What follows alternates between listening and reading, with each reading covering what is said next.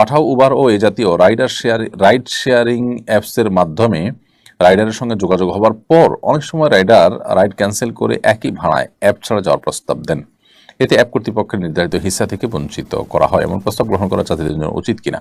না, কোনো অবস্থাতে উচিত নয়। আমরা এর আগেও প্রশ্ন উত্তর দিয়েছি, এটা এক ধরনের অন্যায় এবং এক ধরনের গুনাহের কাজ। কারণ যেই অ্যাপের মাধ্যমে রাইডার প্যাসেঞ্জারকে পেলেন, সেই অ্যাপ ডেভেলপ করেছেন, সেটা ম্যানেজমেন্ট করছেন, সেটা রিপেয়ার করছেন, এটার মাধ্যমে আপনি তার অ্যাপটা ব্যবহার করে আপনি যাত্রী পেলেন, এরপরে যাত্রীকে বলছেন ক্যান্সেল করে আমাকে টাকাটা দিয়ে দেন, অর্থাৎ অ্যাপওয়ালাকে আমি বঞ্চিত করলাম। এটা তার অধিকার থেকে তাকে বঞ্চিত করা হলো।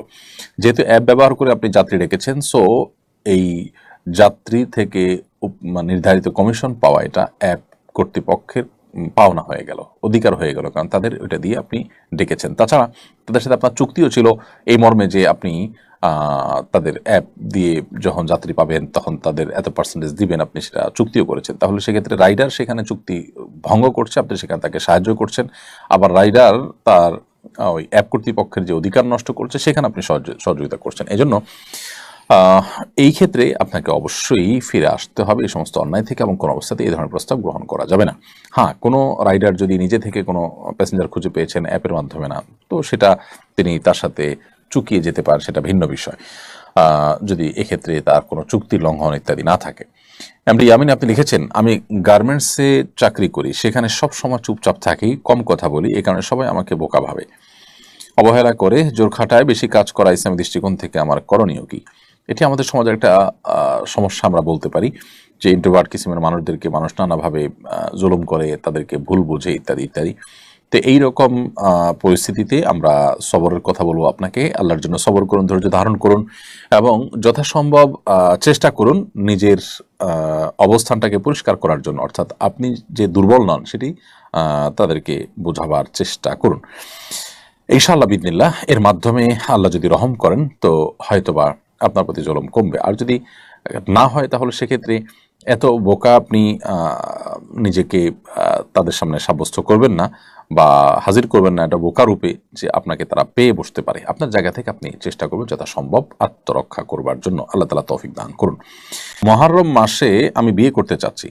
কয়েকজন বললেন মুহররম মাসে বিয়ে করা নিষেধ, আবার অনেককে বলতে শুনেছি জন্মের মাসে বিয়ে করা নিষেধ। এসব বিশ্বাস শরীয়তসম্মত কিনা? আমি একটু রসিকতা করে বলি, এমনিতেই অভিভাবকরা ছেলে মেয়েদেরকে সময়মতো বিয়ে দিচ্ছেন না, যার কারণে নানামুখী সমস্যা এবং সংকট তৈরি হচ্ছে।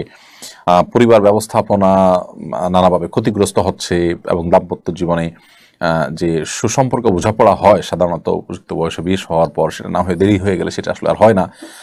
খুব বেশি শেয়ানা, খুব বেশি চালাক চতুর হয়ে একেবারে অতিরিক্ত বয়স হয়ে গেলে তখন আসলে স্বামী স্ত্রীর মধ্যে যে ভালোবাসার ভিত গড়ে ওঠার কথা একটা নির্দিষ্ট বয়সে, সেটা বেটে বলে সেভাবে হয় না। এছাড়া বন্ধ্যাত্ব সহ নানা সমস্যা হয়ে থাকে। তো এমনিতেই প্যারেন্টসরা আপনার এই ভোগবাদিতার কারণে, আপনার জাগতিক নানা ইস্যুর কারণে তারা তাদের সন্তানদেরকে যথাসময় বিয়ে দেন না, দিতে পারেন না। এর মধ্যে আবার মুহররম মাসে বিয়ে করা যাবে না, তারপরে জন্মের মাসে বিয়ে করা যাবে না, অনেকে বলেন যে কাটা চাঁদে বা আপনার কোরবানি মাসে বিয়ে করা যাবে না। তো বছরে যদি 2-3 মাসে বিয়েই করা না যায় তো বিয়ে মানুষ করবে এটা কখন? আসলে এরকম কোনো কথা কোন হাদিসে বলা হয়নি। বিয়ের ক্ষেত্রে এমন কোনো সময় নেই যে এই টাইমে বিয়ে করা যাবে না। শুধু এহরামরত অবস্থাতে, হজ বা আপনি ওমরার জন্য যখন এহরামরত আছেন ওই সময়টাতে মুহরিমের জন্য বিয়ে করা নিষেধ, এবং সে বিষয়ে আমাদের ইখতিলাফ রয়েছে। কিন্তু আপনার এর বাইরে রাতে দিনে আপনার যে কোনো মাসে আপনি বিয়ে করতে পারবেন। বিধায় মুহররম মাসে বিয়ে করা যাবে না এমন কোনো কথা নেই, আবার জন্মের মাসে বিয়ে করবেন না সেরকম কোনো কথাও নেই। এটা সম্পূর্ণ কুসংস্কারাচ্ছন্ন বিশ্বাস। আলিনুর তুহিন, আপনি লিখেছেন, আমি তওবা করার পর আবার পাপ করে ফেলি, পাপ থেকে বাঁচার জন্য কয়েকটি কার্যকরী আমলের কথা বলুন। তওবা করার পর আবার পাপ হয়ে যাওয়া এটা মানবীয় দুর্বলতা ছাড়া কিছুই নয়। তো এরকম পরিস্থিতিতে আল্লাহ রাব্বুল আলামিনের কাছে আমাদের দোয়া যেমন অব্যাহত থাকবে, ক্ষমা প্রার্থনা বন্ধ হবে না, বরং আরো শক্ত, আরো গাঢ়ভাবে আমরা তওবা করব।